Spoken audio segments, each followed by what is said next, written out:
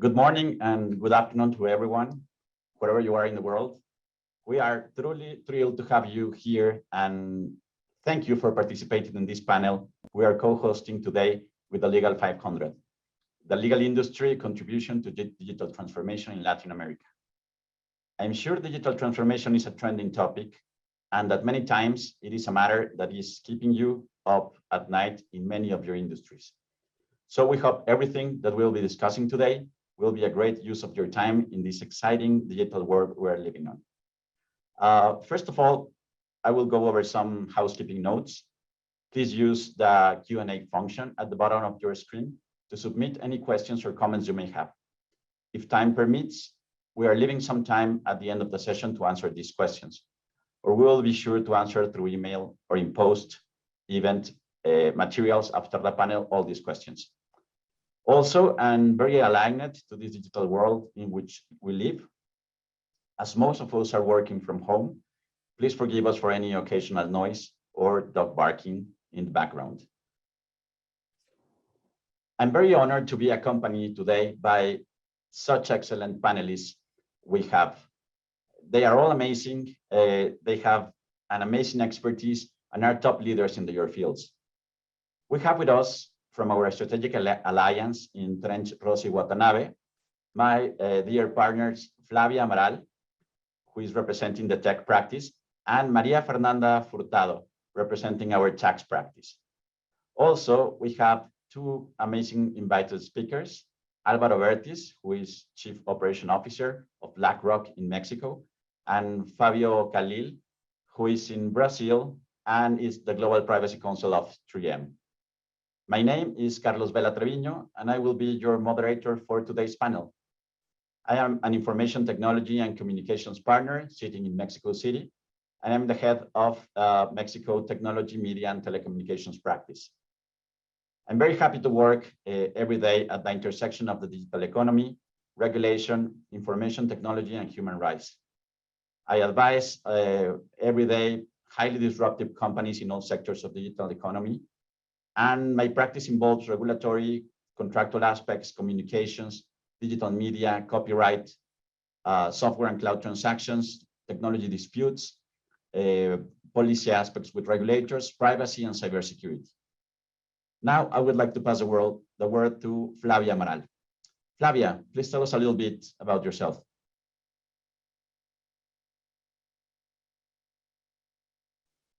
Thank you, Carlos. I'm very pleased to be here. I would like to thank also Legal 500 for this opportunity.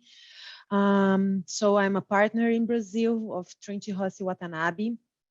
I am based in São Paulo, and I focus my practice in IP, privacy, and technology. I have been helping clients going through their digital transformation plans in a very smooth manner. And I hope that we can here discuss some valuable information for the audience. Thank you again for the opportunity. Thank you, Flavia. Thank you, Legal 500 and Carlos, for the opportunity to be here with you as well. My name is Maria Fernanda Furtado. As Carlos introduced, I'm a partner at Trench Rossi Watanabe in Rio de Janeiro. My practice area is tax. As Flavia, I have been helping clients, not only tech clients, but clients in different industries to cope with their digital transformation challenges, specifically in the tax area. I'm very excited to be here, and I'd like to introduce you to Fabio as well.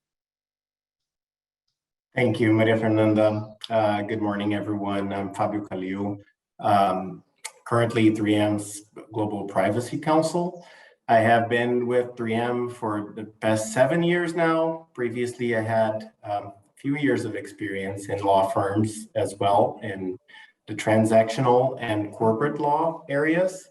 And then within 3M as a business counsel, where I have been phasing out from my previous role as the area general counsel for Latin America and the consumer business group. I'll talk a bit about 3M's businesses during the panel. But for the past two and a half years, I've been brought into the privacy role And I am happy to share that I have been learning ever since, and everything is still brand new to me. So thank you, honored for the invitation. Looking forward for this panel. I'll pass the word to my fellow panelist, Alvaro. Thank you, Fabio. Great being here. Something I think I should say is that I'm also a lawyer, right? So I was formed as a lawyer. I worked my entire life as a lawyer. I entered BlackRock as its general counsel for Mexico, and 3 years ago I shifted to become the COO. But with a target to define the strategy of BlackRock Mexico towards the future, including its digital transformation journey. It's a pleasure to be here, and hopefully, what we will be discussing here is of your interest. Thank you, Charlie. Thank you, Alvaro, and a huge thank to all of our speakers today. So let's begin riding into the future, as Alvaro said. For today's agenda, we will be covering the following chapters, which we all consider trending topics regarding digital transformation projects that are happening across Latin America. We have divided our discussion in 5 main domains. First, we would like to address what we call smart techs, which are new technologies and devices that are helping companies to collect and process data, such as sensors, apps, etc., blockchain technologies, etc. Then we will be discussing a little bit about what we think is a key ingredient in any digital transformation process, which is the people. How we manage to get people in board of this process, how we manage frustration when digital transformation process goes out, etc. Third, we are going to discuss about data, which sometimes can be aggregated data, data lakes, etc. Whether the question here would be whether more data is representing more opportunities, and if that is true, then to what extent getting more data is getting companies into more risk, and how are we managing the risks. In the 4th domain, we are going to discuss about regulation. What we will be discussing here is that in most of these projects, we either have no laws, or we have, in some cases, new laws that are not really good for the phenomenon they are willing to regulate. And also, on the other side, we have a lot of compliance challenges coming from different countries, and we have the need sometimes also to involve our public policy teams in order to be closer to the authorities and be able to look around the corners. In the last domain, we are going to discuss about transactions, because innovation is something that you usually build inside, but it's also some competences that you can buy from outside. So we were going to face a question here, whether companies are buying or are building tech competences, and what's the role that it's playing: taxation, joint ventures, licensing schemes, and other challenges and other forms of collaboration. So to get started, I would like first to address the audience for our first polling questions. We are going to have around 3 or 4 polling questions. So on your screens, you will be receiving right now a pop-up with a question, which is going to introduce the topic for today's webinar. Please tell us, the question is about what does digital transformation means to you? So you probably have already the questions in front of you. So help us to choose one of the multiple choice answers you will be seeing in your screen.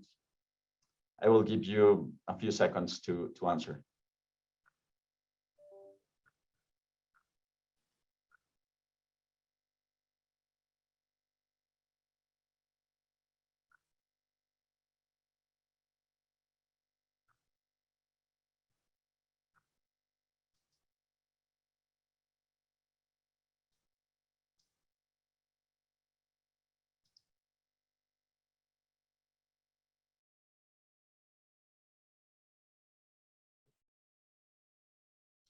Great. Here we have the question.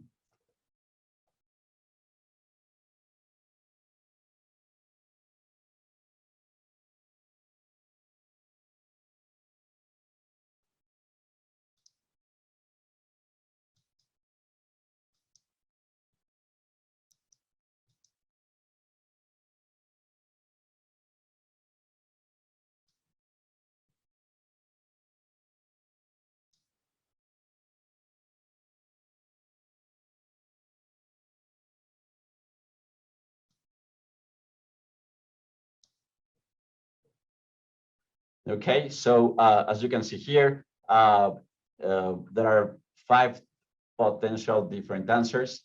For some people, my organization to be launching a new app or a website, it's similar to digital transformation, or it means digital transformation.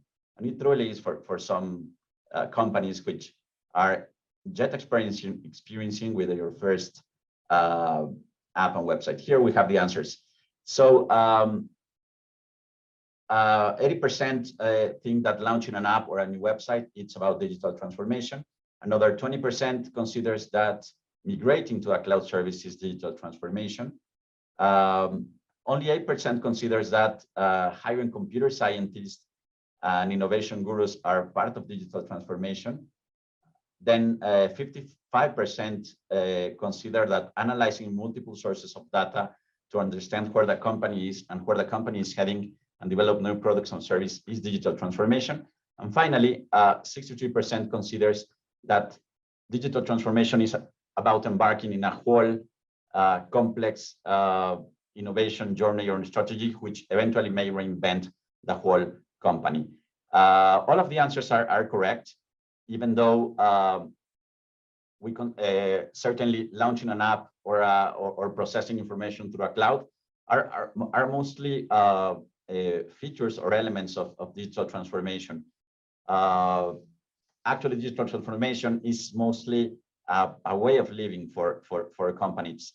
It's about evolution. It's about companies are reshaping the way they work, they collaborate, they go to market, they find new sources of revenue, and they retain clients and talent in the 21st century. Companies right now are facing a lot of challenges.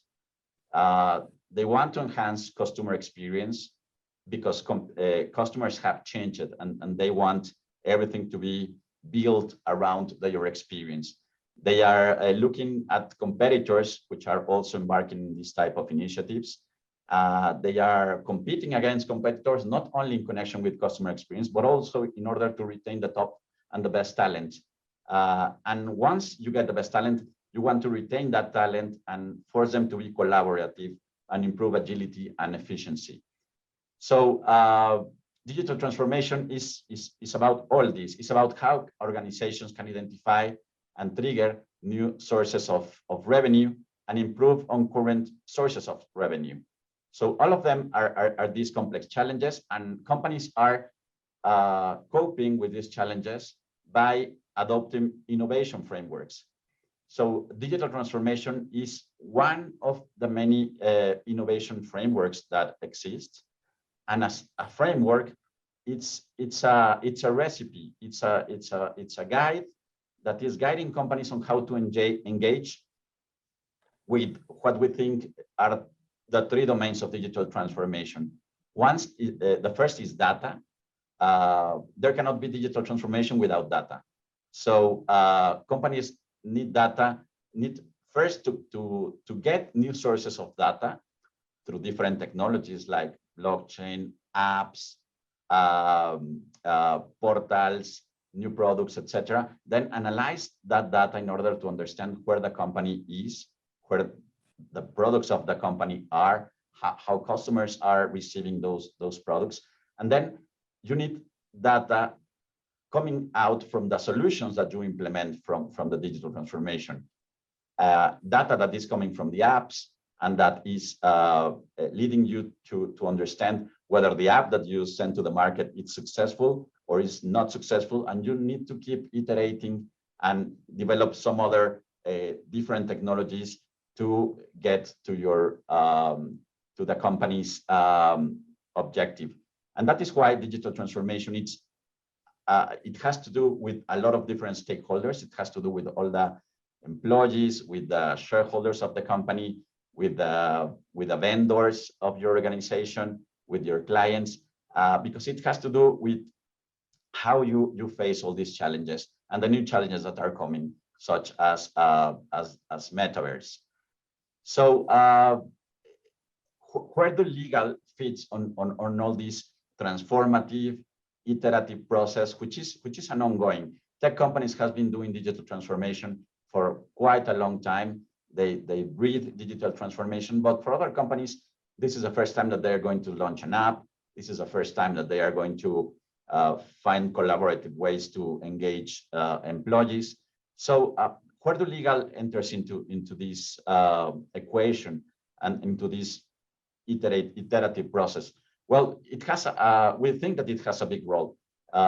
First, because legal is oversights the procuring of hardware, the procuring of software, and the procuring as well of products as a service. And legal is also critical in order to ensure that you are collecting and processing appropriately first party data, second party data, third party data, sensitive data, healthcare data. Legal is critical in order to protect the trade secrets and the confidential information that are going to be critical in order to compete. Legal is critical as well in order to develop the joint ventures, in order to decide whether there are sufficient warranties in order to invest or acquire technology assets. So legal has a critical role, but as we will see here on our conversation, also legal has a critical role in order to help to conduct the change and to be a catalyzer either for change, for cultural change, or either a deterrent of that change. So having said that, and to get started, I would like to speak to you, Alvaro. What are your thoughts? Can you please tell if digital transformation is a priority right now for BlackRock? You guys have been incredible innovators. You were the first to get the robo advisors, and so what are the status right now in BlackRock? What have you been doing in this regard, and how is legal brought to the process? And now, as you said, as you are as Chief Operation Officer, how do you see all these strategic aspects? Sure, Charlie. So first of all, I would say that digital transformation is core for the strategy of the firm from multiple aspects and from multiple standpoints. I think digital transformation should be kind of divided, right? In terms of intrinsically, what does that mean for the company, and extrinsically, what does it mean, right? Like I would say towards the company internally, how digital transformation will allow you to conduct your business more efficiently in order to reduce costs, be more efficient, and how you can address internal matters in a better way. Well, extrinsically, I think means the way you approach clients, right? The way you connect with them, you engage with them, and you serve them in the best possible way. In both aspects, I think digital transformation plays a huge role. I would like to remember a little bit, and not necessarily remember, but we're still living it, the pandemic, right? The pandemic showed you how important it is to be connected. It made you aware that we already have all the means in order to be able to serve your stakeholders in a properly way, notwithstanding that you were, in your home without necessarily the possibility of going out to buy something or to get a service, etc. Right? Something that's really interesting is that there are more mobiles right now, a lot of times in our countries, than the population itself. So that shows you a little bit of the power of that. So first of all, I would say that towards the clients require right now better access to services and assets. I think they require simplicity, frictionless, and convenience. And the only way to get them that is through scalable solutions that you can only render through digital means. I think that's important. Now, clients are more aware of this, and they require better user experience and better ways to get those services. So now the big question mark for a lot of industries is how to reach into a market that requires access, not necessarily through the means that they required before, right? But through different means. Now, I'll talk really quickly intrinsically, what does that mean for the company? It's also how you conduct internally your accounting services, how you collect data, back to what Charlie mentioned, how you process that data, how you do your strategy in order to enlarge your business. So I think for any company, I would say that digital transformation, it's kind of the essence in order to survive and be resilient for the future. Thank you, Alvaro. And I think, as you said, that you have been first a legal counsel and there moved to a role more directed to a strategy and operations, because you grasp that digital transformation had these two extremes, external and internal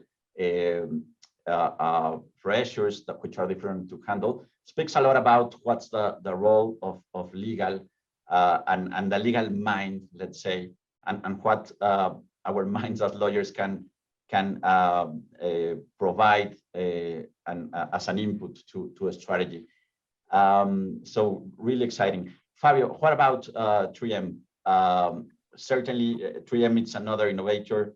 You have consumer business, you have a healthcare business, you have transportation business, and in all of these business, 3M has been always an innovator. So how do you feel that digital transformation is being mixed into your innovation framework, and how do you feel that legal is brought into the process?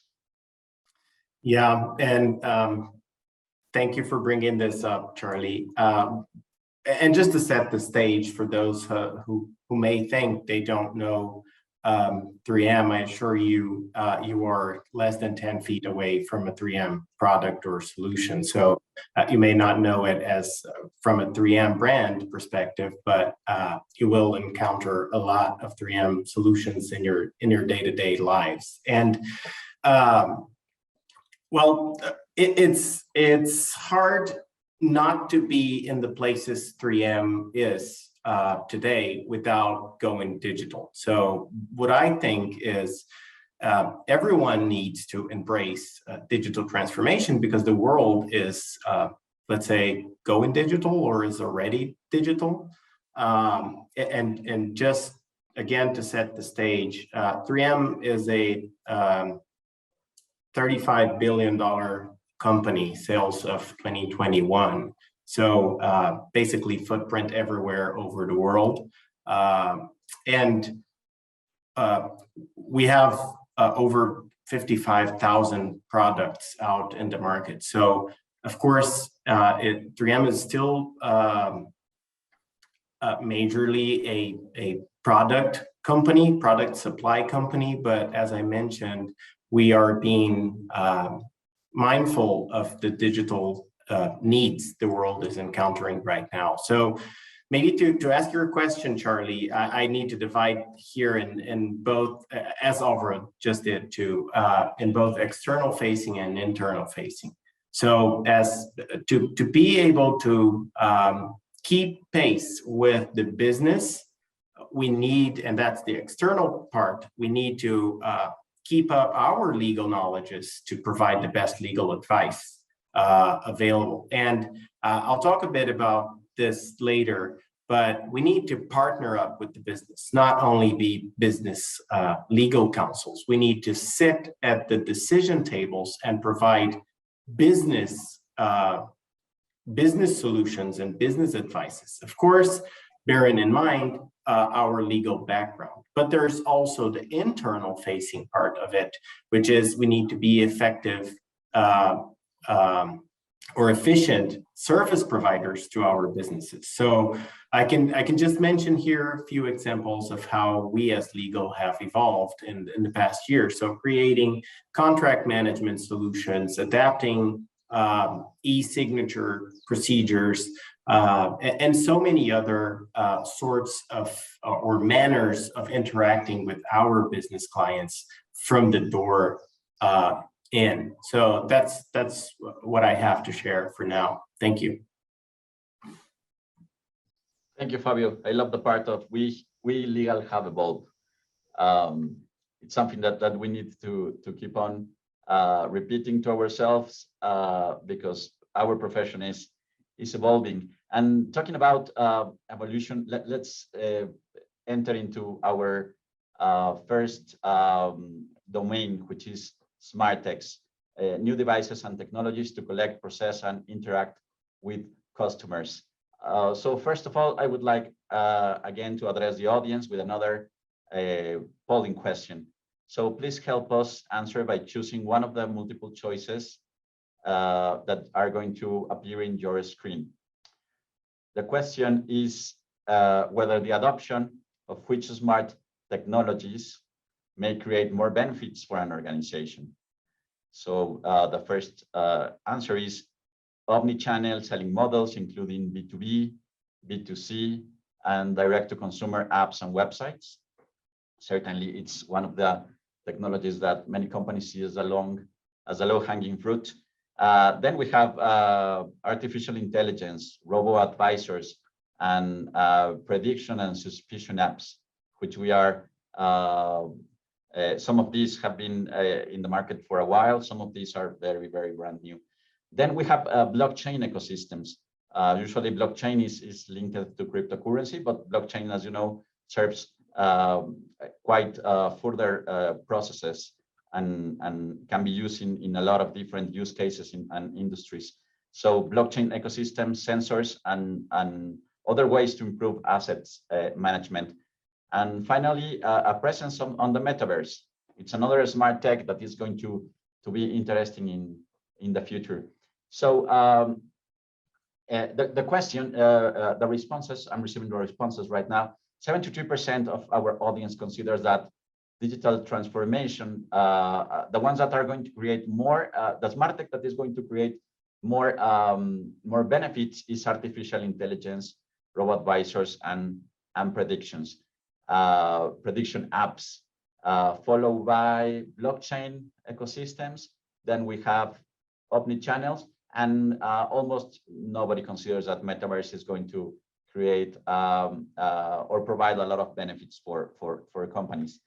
So this is interesting because it looks like in our minds as lawyers, the much complex technologies or smart techs are the ones that we perceive as really transformative, or as really what it means, digital transformation. But at the very end, the truth is that, for instance, here at Baker, at the beginning, we wanted to use artificial intelligence for some of our internal processes, but at some point we felt that we were not ready there. And innovation usually comes from much more simple things, and like launching an app, launching a website, and you can have the whole experience of digital transformation there, which in a later stage will serve you when you would like to engage on artificial intelligence.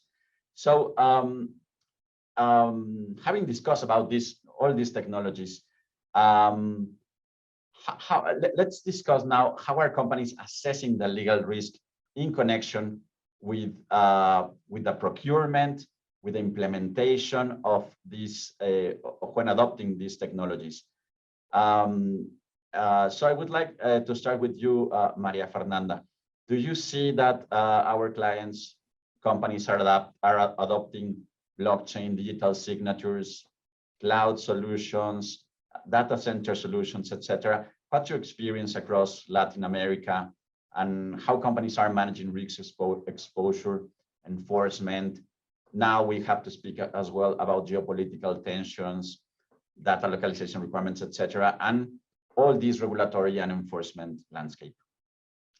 Thank you so much, Carlos. It's very interesting that when you start talking about risks and maybe headaches, you call me to talk about taxes. But seriously, digital innovation is about gaining efficiency. It's about creating new processes. It's about reducing costs.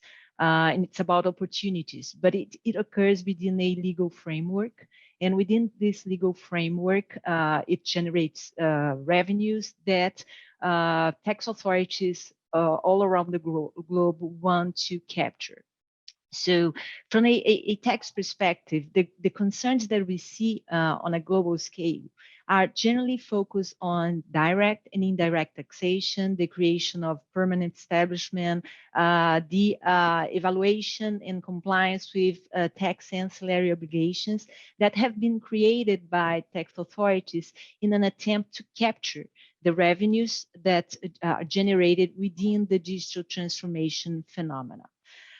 What we have seen also is that some international organizations like OECD and United Nations, they have been adopting measures to aiming at modernizing the system, at creating international tax rules that would address the digital economy.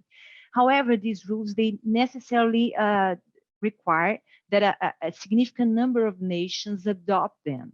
And there are still several steps to be taken with respect to that. So the main concern that we now face is the fact that we have legislation is still being developed, interpretation that may vary in different countries, and not a standardized system.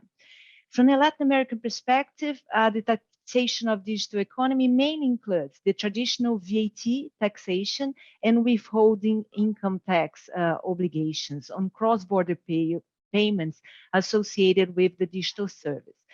For example, some jurisdictions are trying to approve specific digital service taxes. That's the case, for example, of Brazil, and that's the case of Colombia. Brazil has a bill of law that provides for intervention, a contribution for intervention in the economic domain, but these bills have not been approved so far.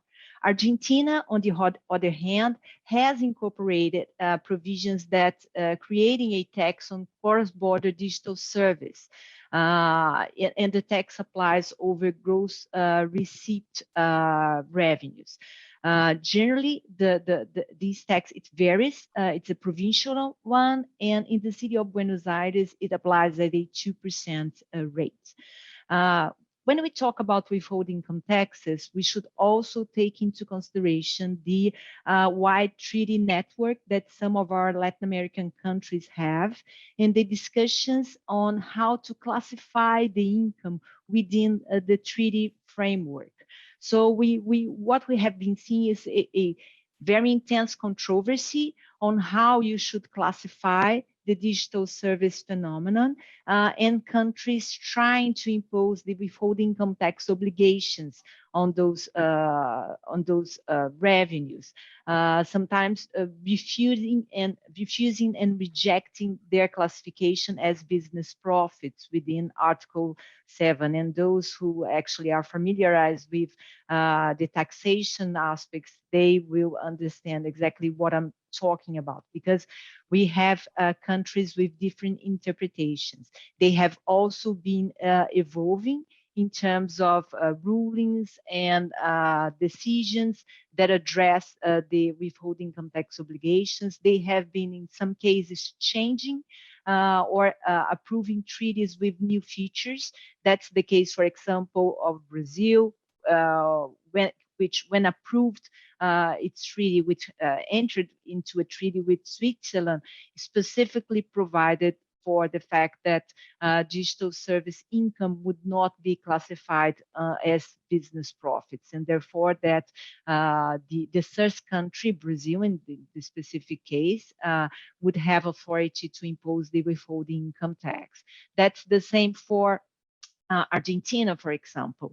In Argentina, the tax authorities, they have been issuing opinions accepting, for example, that cloud computing does not entail the provision of technical and financial advice, and therefore it will not be subject to withholding income tax if the service is provided abroad.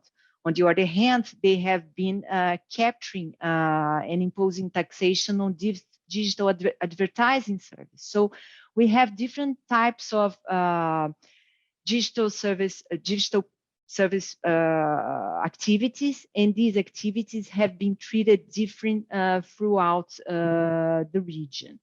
In Colombia, for example, we have seen the application of withholding income tax on certain digital service, but the scope of this application is not clear yet. And Chile has imposed a new VAT on digital service provided by foreign suppliers, which applies at a 19% rate.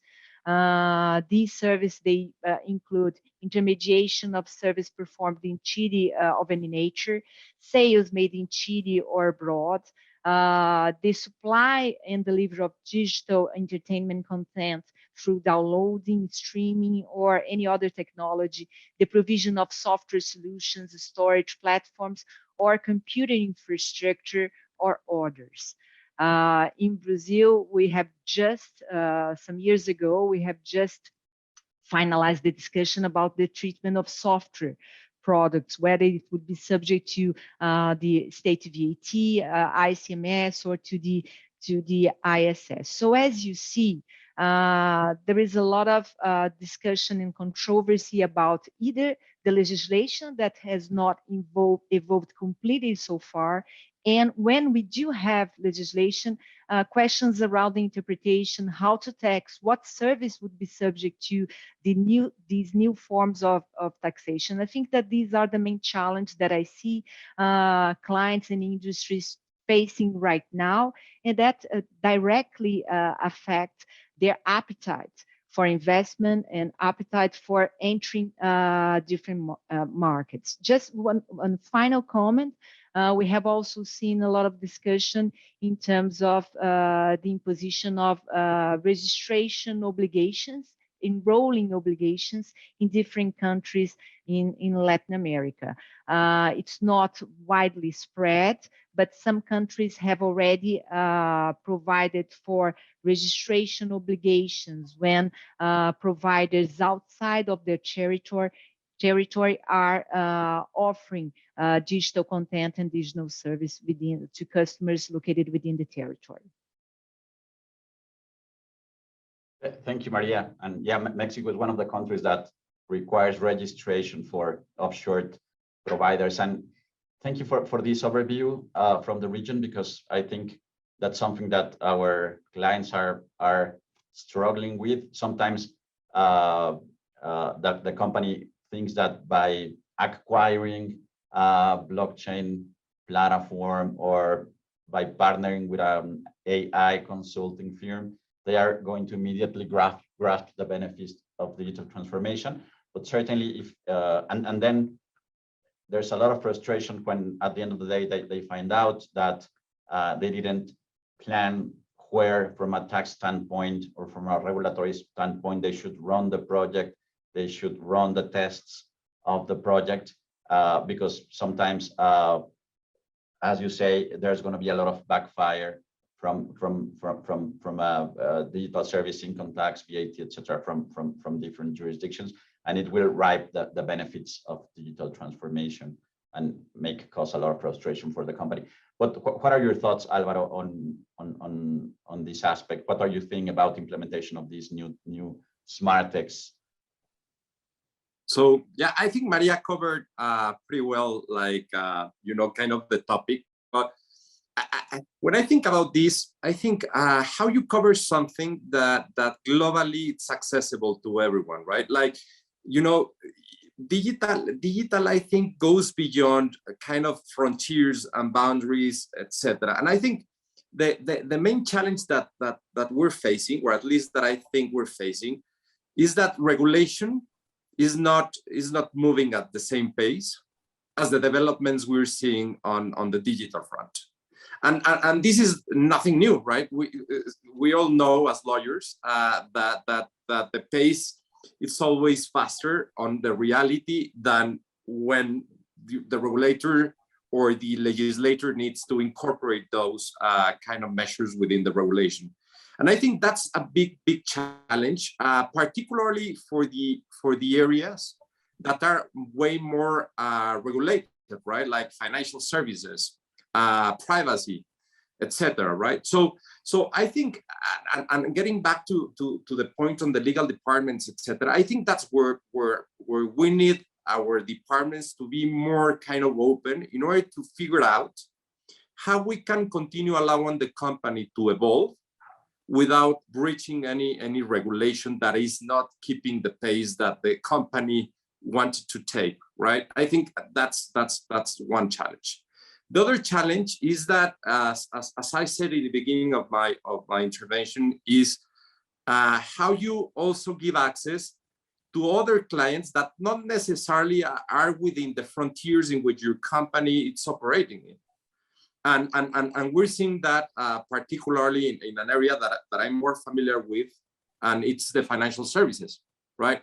There are a lot of kind of investor, asset managers or broker dealers, etc., that are open for business in certain part of the world in which probably clients do not have access within their boundaries, and they are entering to that.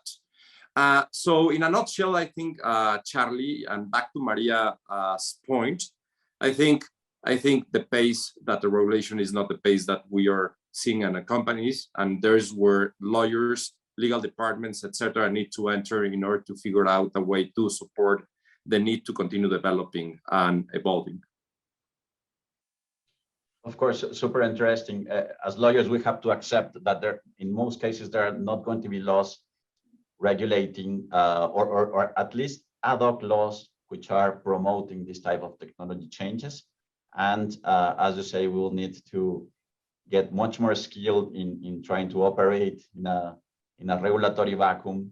And two, as Maria was saying, is to try to identify which type of criteria and which type of interpretations are some countries doing in order to assess and to provide a risk assessment and a go or no go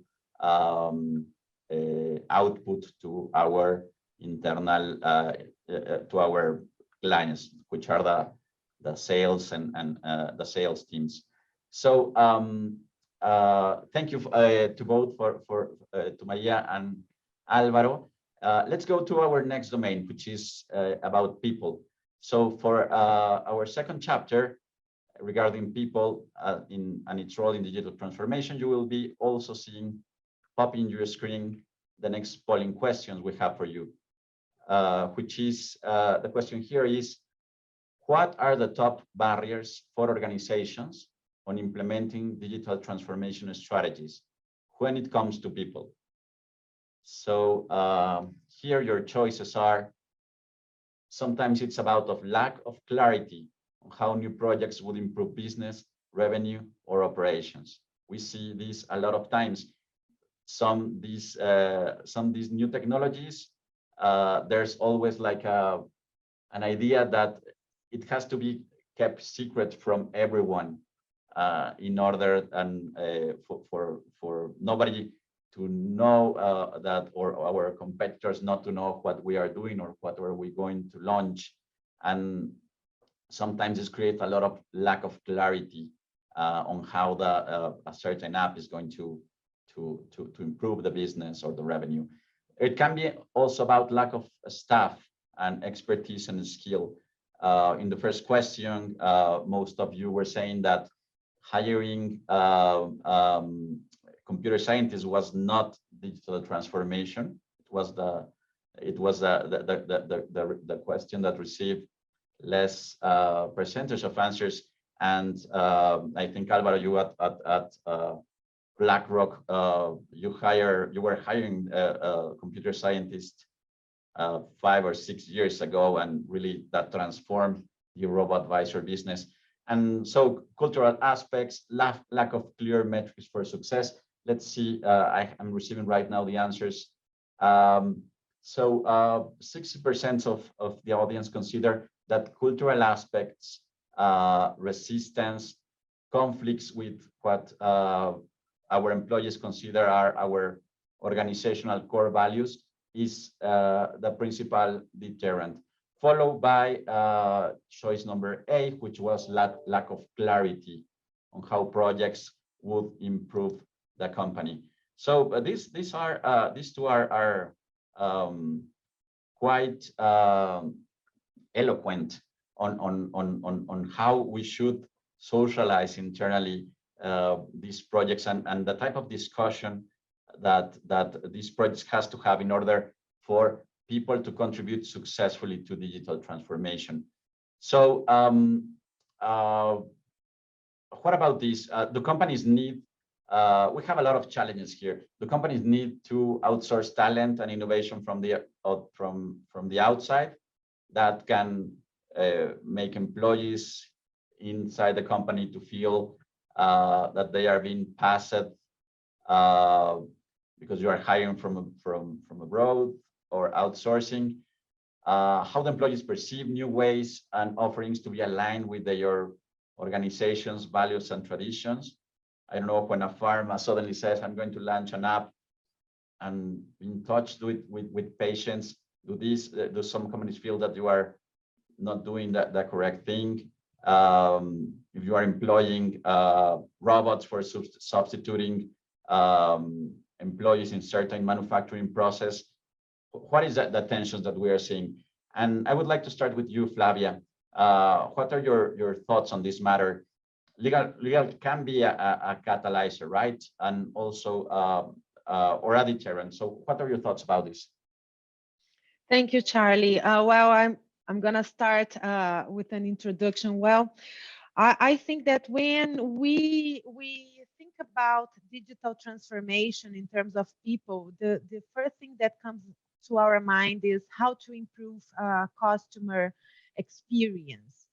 But we have to consider employees as a relevant part of the digital transformation strategy. I mean, the collaborators. They are among the most valuable resources for many companies. And as such, we have seen companies transforming their workforce. They have been adopting new ways to incorporate employees.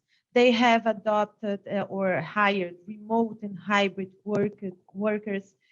They have adopted fixed-term staffing or crowd working, for instance.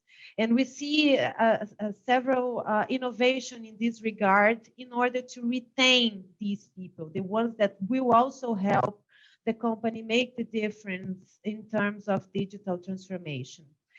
But these trends, they come with challenges. So we have to think about how to retain talent, how the use of new devices and technologies like personal mobile and computer needs to be regulated. How can they be managed?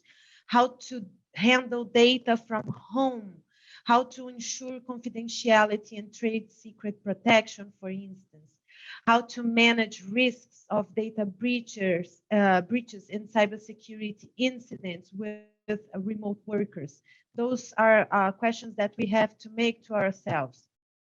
And as lawyers, we try to keep the company safe, especially from employment issues, tax issues, loss of IP risks, data privacy challenges, in a way that we try to help the client to future fit its workforce. And it's always a challenge. It's a balance. It should be a balance between securing and fulfilling legal obligations in regard to the workforce, while trying to keep employee flexibility. And this, as far as what we have been seeing with our clients, is it may require employment contracts to be reviewed, job descriptions to be reviewed in order to ensure that there is enough flexibility for allowing them and the company to develop their tasks and roles.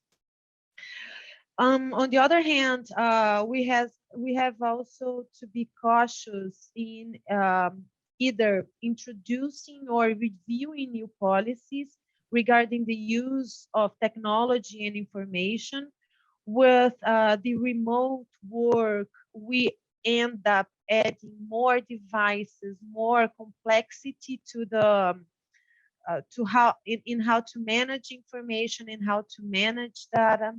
So we also need to put in place policies that will guarantee that employees will understand data protection and cybersecurity issues.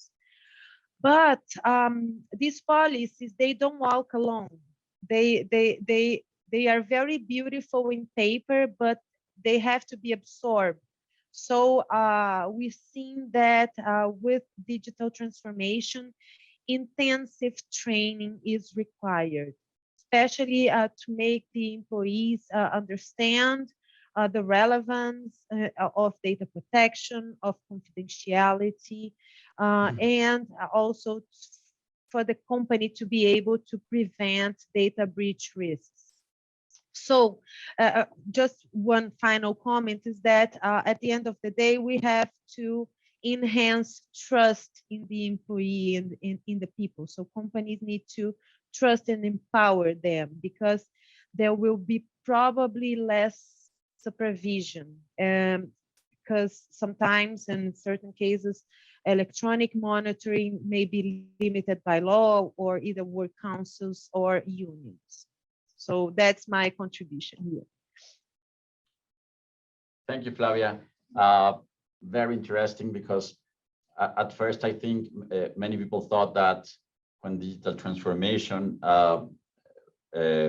was adopted by companies, then everybody was going to be substituted by a robot, including the lawyers. But what we are seeing is the other way around, that skill, talent, are critical. Companies are fighting to get and retain those skilled employees. And as you said, these employees are requesting much more flexibility, and they are requesting to be trained, and they are requested to be empowered. And the only way to retain these employees is by empowering them. But as you say, trust has to be built both ways, and that requires a lot of training and a lot of policy making, and a lot of and policies are live and actually contributing to employees and employers to be collaborating together and mindful of the risks of the new economy.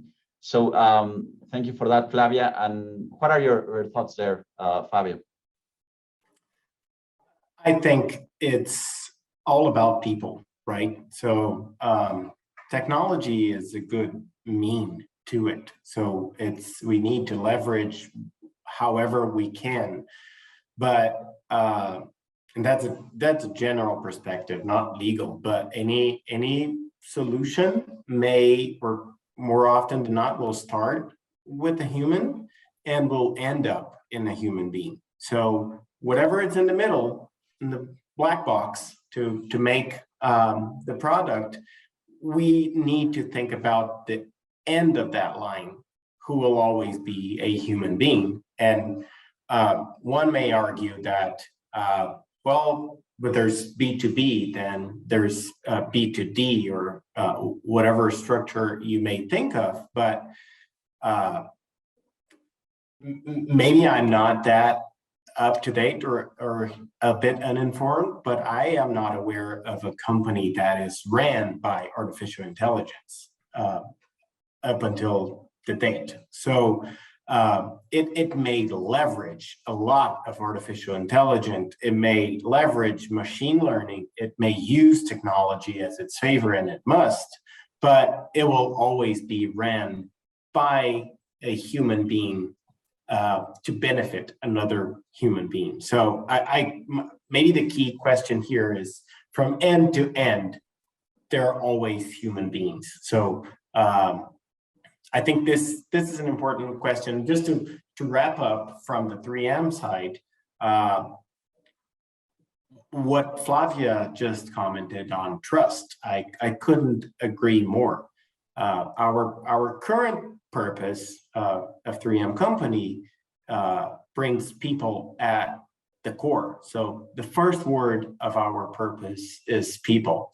The full sentence is people, ideas, and science to reimagine the future. So if you bring people, ideas, and science together, bam, you have the magic. You have things happening, and that's how we at least intend to be. And on final comment on trust, one of our CEOs back in the 1950s, William McKnight, he helped to shape where 3M is today as an innovation company.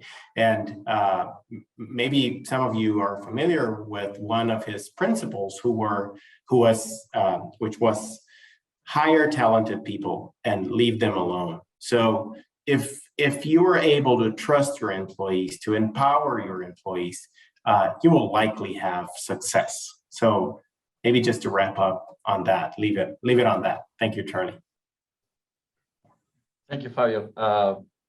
I truly love how the organization transpires innovation since decades ago, and because I think all that experience is super relevant on these days where we are seeing huge transformations. And I think you touched on a very interesting point, which is digital transformation. It's about human beings, and in that regard, legal has a lot to do with that, because we lawyers are experts. We are trained to solve issues and to solve problems between human beings, and that's our role in the organization as well. So I think many of our colleagues sometimes said or thinks that, okay, somebody is developing a blockchain solution or an EA solution, and legal, it's a little bit afraid of, because probably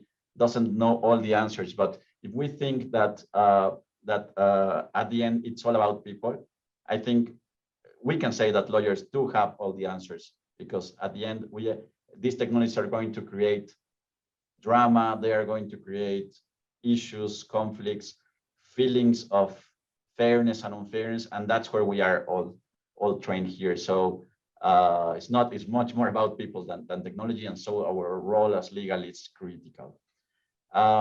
Thank you for that, Flavia and Fabio. Let's go now to question to domain number 3, which is about data.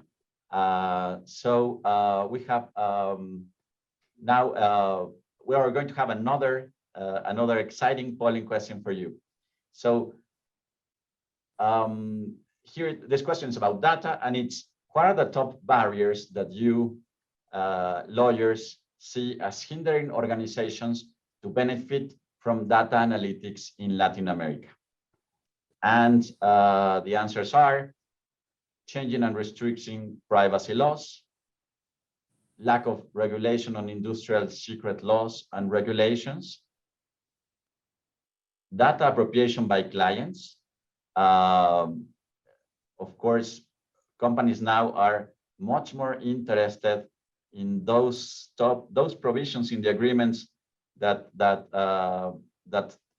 talk about work for hire, and who gets the data and who gets the anonymized data, and whether the vendor can keep some of the data in order to keep on improving your own products and services.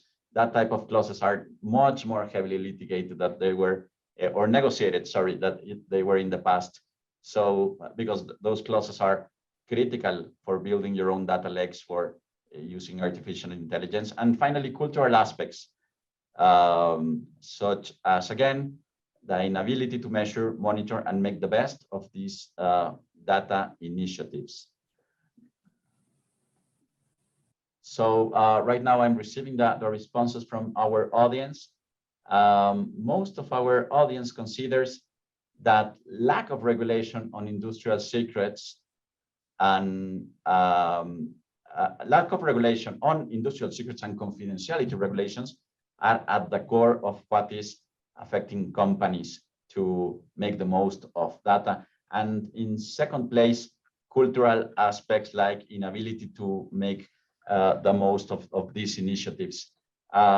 and in a third place, but not very far away, 27% privacy restrictions. So what we can see, I think, is that these three factors together, privacy restriction plus this anxiety that creates that sometimes it's very difficult to get a court order for preventing somebody to be using your information, the legal issues for enforcing an NDA, etc. in Latin America is something that is always a headache and a problem for companies, and something that prevent companies for collaborating more oftenly together and collaborating also inside the office. So let's talk about these. Let's talk about different sources of data. Now we have first-party data, second-party data, third-party data, structured data, unstructured data, behavioral data, sensitive data. Data is coming from everywhere, from sensors, from nearshore technologies, data sets from everywhere. So, and all these create risks, both from a legal, contractual, strategic, and policy perspective. So, Flavia, you are the expert on privacy matters. What are your thoughts there? I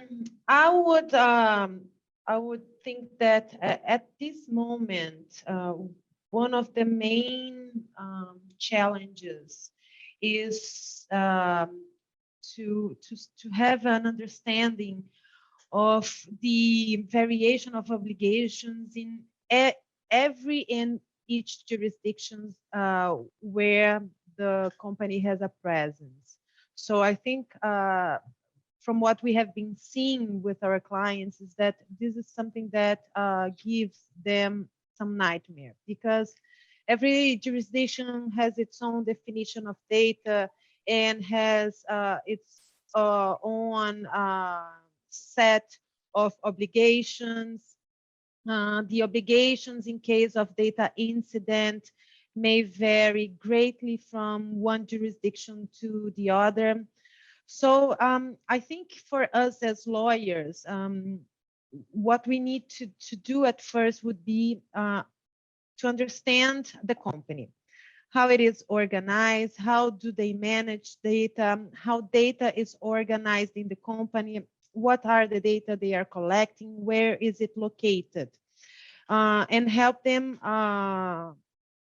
obtaining this kind of information, organizing and registering, recording this type of information. Because if you're not fully aware of the data you are processing, you will likely have some difficulties to be compliant. And this will help also the companies to identify data sets that may have been affected in case of an incident, for instance. This will ease life of the company, because in certain countries, the notification deadlines are very short. It has also it will be also able to map out what jurisdictions have notification obligations, where there are disclosure requirements. I mean, and one other thing that we have been seeing here also in regard to the difference a bit among the jurisdictions is that the data protection authorities have been talking to each other. So at the end of the day, any strategy regarding data, personal data, has to be similar and consistent, at least consistent, in all the jurisdictions that the company has a presence. So, and the challenge that comes with it is that with these flexibility policies, we end up adding new devices, and with new devices, we may end up adding more risk because we have more data to manage. We have different operating systems to manage, multiple applications. So the companies need to invest really in data architecture and governance policy in order to avoid chaos. So I'll go back to you, Charlie. Thank you, Flavia. Certainly, I think as legal counsels, as outside counsel cities, or as outside counsel cities, it's very important for us to keep on telling the legal counsels that about how important it is to have these data inventories and these data maps, as you say, because it has a lot to do with compliance. You have to be able to react very quickly when there is a data breach, and also, as you were saying, because these data sets are going to be critical for entering into transactions about data sharing with certain companies and developing new products and services. So certainly, if legal has to be very mindful of and has to be aware of what data sets are being processed by the company and what is the nature of this data, because at some point somebody is going to combine this data, somebody is going to produce something with this data, and somebody is going to breach a law in anywhere in the region. So very interesting. Alvaro, can you please share with us your input on this? Sure, Charlie. I like to think of data as the new currency. This is the money, it's the new money. Like everyone likes to monetize on data, right? So something we should get used to is an increase in data application and use. And again, we're talking about kind of global aspects, right? It's not something that could be contained to a country, etc. Data is flowing from one place to another. And also to consider that data is kind of the food of artificial intelligence, right? So applications in terms of big data, how to protect it through blockchain technology or other technologies would be a really interesting part of the legal department's role. Everyone will like to sell better, to provide better services to more segmented markets, etc. So something we should bear in mind is that, again, data will continue to be, will continue to be of the essence of any company, if not will be the main kind of component of a company, right? At least for BlackRock, as other companies right now, data it's been used in order to provide better services, assess on better kind of risk management, etc. And this will be plugged like into new technologies. And back to Flavia's point, I think it's a matter of how we can safeguard as a vault kind of that data in order to not jeopardize the information that comes from your clients, etc. But at the same time, how you can use that data in order to be fiduciary to that kind of client and actually render better services. Thank you, Charlie. Certainly, I think in this specific domain, we cover the two aspects, which is the relevance of knowing what data sets you have for compliance purposes, but also the relevance of knowing what data sets you have in order to be able to know your laws, so that the company is able to monetize on that different data sets and to be able to create new products and to work safely into the future. Because at the end of the day, as you said, Alvaro, data is flowing and it's continuing to be flowing, and it's going to be much more about how the company reacts to processing new sources of data and to comply with different laws. So thank you for both visions on that. And so now we have already talked about we all lawyers here, we have talked about already technology, we have talked about people, we have talked about data, but we have not talked that much about laws and the absence of laws, even though we have touched on that. So in this domain, we are going to talk about more about compliance challenges, absence of regulation, self-regulation, new laws which are not addressed to these specific phenomenons. So we are going to have a new poll for our audience. Here it is. And the question here is, what is the top benefit that digital transformation is bringing for legal teams and for law firms in our region. And the options here are helping the law firm or the organization to demonstrate compliance with laws. For instance, privacy laws, anti-money laundering laws, all these laws that are built around an accountability principle where you will be able to be left off the hook if you are able to evidence that that you comply with the law and that you make an effort to comply with the law. So second is about contract automation, whether you believe or not that it will increase efficiency and quality. Then legal techs, including apps and online services for legal project management.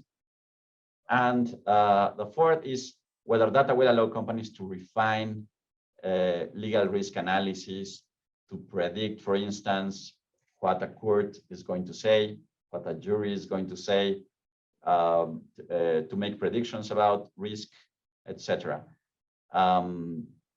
So let's see what our audience thinks about this. But certainly, this is a lot about evolution as well for the legal profession. So interesting. 60% of our audience considers that data is going to allow companies to make more accurate predictions in order to refine legal risks. And then a lot of our colleagues here believes that contract automation solutions will increase efficiency, and then that there will be some legal apps. I feel as well here a trend, which is for me probably in the beginning, I like a lot the role of digital transformation, just in order to demonstrate compliance with privacy laws, anti-money laundering laws. It allows us to be very flexible for developing compliance projects and generating evidence on a day-to-day about compliance. But certainly, I think, and that can be a bias as for lawyers, because we tend to believe that digital transformation is about the much more complex things. Here, in this case, most of people went to the idea that this is about prediction analysis, which is, like the type of apps that pulls a lot of data and create super complex solutions in order to make predictions of individuals. I think that's going to come, but I believe that's going to come in a few years. So probably the long-hanging fruit still is there in legal project management and in using technology for compliance, and a little bit in contract automation. But I see that I think these answers reveal a lot about we lawyers thinking always about the much more complex technology and equalizing that to digital transformation, when actually digital transformation is just around us in any type of small experiments of innovation. So let's talk about law. We have been discussing here that for conquering new markets, we already know that speed matters, and we are seeing that the companies that expand quickly and enters into new markets, it's about a little bit like fortune favoring the bold. And sometimes we feel that we lawyers are called for a consultation when the company has already launched their apps and they are already getting customers. But that's a little bit how the speed of the market works. So what is the role of the legal department and the outside counsel here in an environment where speed matters, where you are moving into terrains that are new, where there is no regulation, where we don't know how people are going to react to technology? So should we act like partners? Should we act like how do we build trust with our folks on the sales and operational teams? So I would like to start with you, Flavia. What are your thoughts here? Sure, Charlie. Well, we have to be partners, and beyond that, we need to understand our client businesses. We need to know the industry needs and what is the practice. This would be essential. We cannot be just reactive. We also need to understand the client's digital transformation stage and maturity.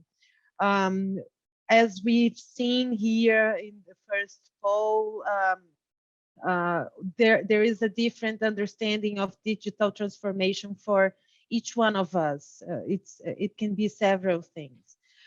From a legal standpoint, we normally do not see a one-size-fits-all solution. That's why it's really important to understand and know the client's business and industry.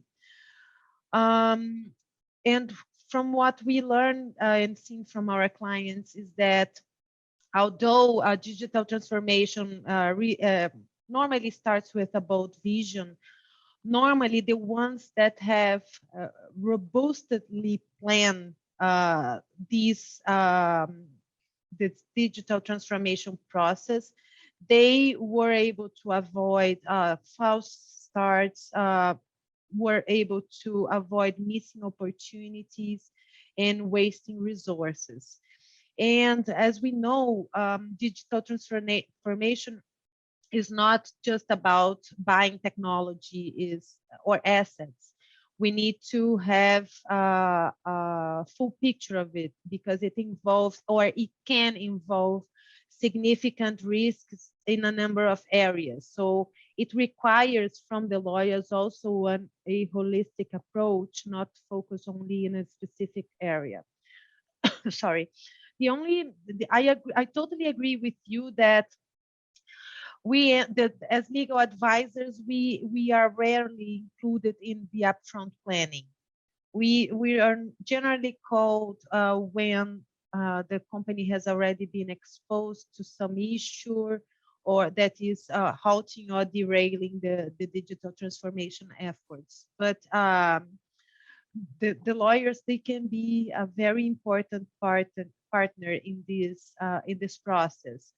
We also understand that using legal tech tools can add some value to this process because we can help, for instance, clients in investigations, in saving times, in analyzing documents, and so I would say that lawyers can be relevant partners even in the beginning of the planning. Thank you, Flavia. I love that part when you said bold vision, but strong planning. I think that's a key ingredient for Fortune, because I said that Fortune favors the bold, but I think right now we have to change this for Fortune favors the bold that plans, and because it's going to be this is a long journey, the journey of innovation and the journey of digital transformation, and companies are going to pass for as you say, they're going to face significant risks. They are going to spend a lot of money. They're going to fail sometimes in some of the projects. But if legal is able to understand the business and understand all the stakeholders involved and what state of maturity the company has in every aspect in order to take these chances, then there's going to be a lot of risks and that can be reduced, and a lot of, as you say, expenses that can be contained.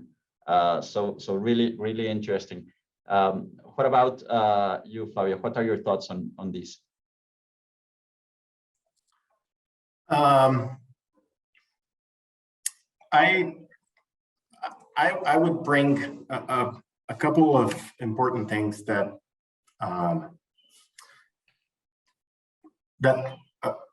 Flavia just mentioned, and I'm sorry, I was looking at the chat here. Can you just repeat the question, Charlie, please? Yeah, sure, no problem. we were talking about what has to be the role of the legal department here. Yeah. And I recall that once talking to you, you said that you guys have a tradition of being both partners / guardians. Yeah. And that's a way, and that you try to build trust on the teams, because digital transformation is going to create a lot of tensions, because companies are spending a lot of money on these. People have their jobs on the line, and so legal is going to face a lot of pressure, but also can be like a very good catalyzer, right? Yeah, thank you. And exactly to that point, and also adding up to Flavia's comments, I think it's fundamental for us to be both partners and guardians. And there's a good reason partners comes first in that sentence, because as I mentioned before, I believe that being a business partner before anything, and sitting at the business table and taking risks with the business, not only legal risks, but of course there are legal risks that no company or no responsible company is willing to take. So there is also the guardian part, that we are also paid to guard our companies. So if there are any no-goes or red flags, there's sometimes, and I must say those are very few instances, fortunately, where we need to raise our hands and say, don't think that's a good idea. But I think the beauty of being a good partner is if you build trust correctly with the team, more often than not, your teams will not go to that path naturally. So, and just to pull my personal example here from the privacy side, I mean, privacy laws are new everywhere, especially in Latin America. Our countries are at different stages of privacy regulations and how authorities are being set. So I think it's a good example for us that if we build the right trust, and if we are then brought into the discussion table early in the process, and that's commonly known privacy principles, privacy by design and privacy by default. So if we are brought in early in the process and help them make the guided decisions, and more often than not, we will have to take risks. So if we are a good partner and help them take guided risks and let's say educated risks, we are in a good path for success, because as you mentioned before, Charlie, there will be no black and white privacy regulations that will say you can or cannot do this or that. So I think a good path for success is to be at the table and to take risks with the business and to educate as early as possible in the process. Thank you, Fabio. Totally agree with that. Let's move to our fifth domain, which is about how you develop the tech competences. And here, I think it's a domain where usually we lawyers are involved in an earlier stage, because it's about joint ventures, it's about M&A. So what are you seeing here? I would like to address here Maria Fernanda and Fabio later. What are you seeing here? What are the strategic or legal issues that you are finding when it comes to transactions? How tech is being valued? What type of assurances or guarantees are companies trying to obtain when trying to partner with smaller companies which have are seen as disruptive? What are your thoughts here, Maria Fernanda? Thank you, Carlos. I'm mindful of the time. I know that we are close to our end and there is a question on the chat, but I'll be very brief. I think that from the tax perspective, depends on the transaction itself. The effects, they may vary depending on the technology in question, on the investment in question. But if I take the data centers example, I think that parties and investors, they should be mindful of certain specific items. Permanent establishment concerns associated with situations where the data center is located in a different place where the party operating it. Questions related to the ownership and in the capital gains of the that will apply on the sale of the assets. Most Latin American jurisdictions, they do tax capital gains arising from the sale of real property that will be involved in data centers and also from shares. There might be even countries, and there are even countries that tax capital gains on indirect transactions. So that's something to really be mindful of.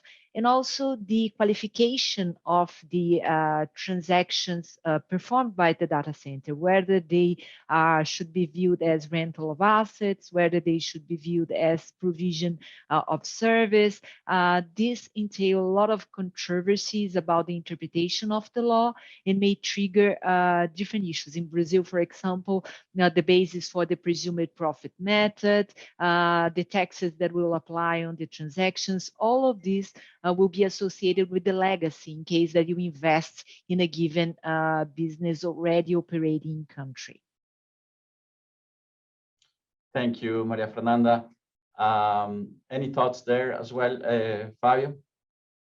Maybe I'll tweak a bit during mindful of time, Charlie, and if you allow me, I can take a shot at the Q&A question, just to give it back to you. Thank you. So the question is, for those of you who are not seeing, how is the resistance to change handled in all of these projects? It is known that it's easy to stimulate enthusiasts and tax-savvy parties, but what about skeptics and conservative law method parties? What I can maybe try to tackle that is that, again, it's all about people.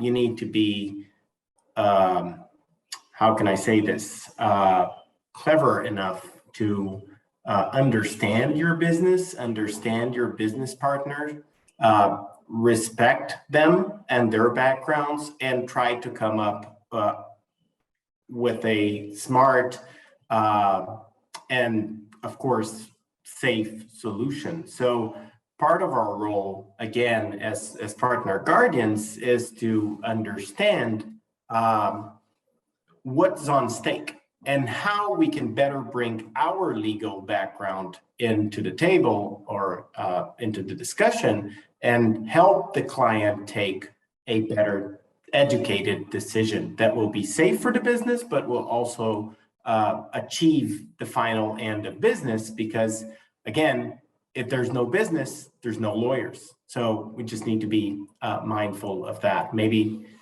I'll leave it there and pass it back to you, Charlie. Thank you for that, Fabio. And I think that was the only question that we have. Thank you for addressing it. Being mindful of time, I would like to make a huge thank to all our panelists for their wonderful comments and their very illustrative inputs on this topic across the Latin American region. So thank you for being here. It has been a pleasure. Thank you to all the colleagues that stay with us until the end. And I believe this is going to be ready for recording.